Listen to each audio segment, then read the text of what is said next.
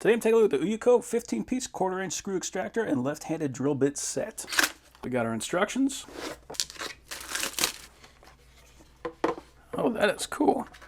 So this is quite the set. And you can see on here, these are all hex heads. So that means that this can work with a hex head driver. It can also really help if you have a chuck on a drill that isn't tightening down very well. These flats will help that chuck to grab on and make sure it doesn't spin. So these drills are labeled. You can see on here it says 1/8, 1/8. So we got 2 1/8, a 5/32, 2 5/32, a 3/16, 1/4, and 19/64.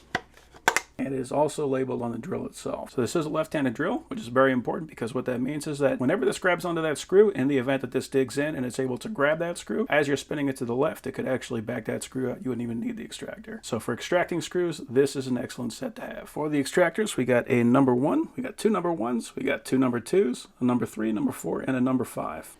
We also have a small extension, so if you need a little bit more reach, you can do that. So always a handy thing to have.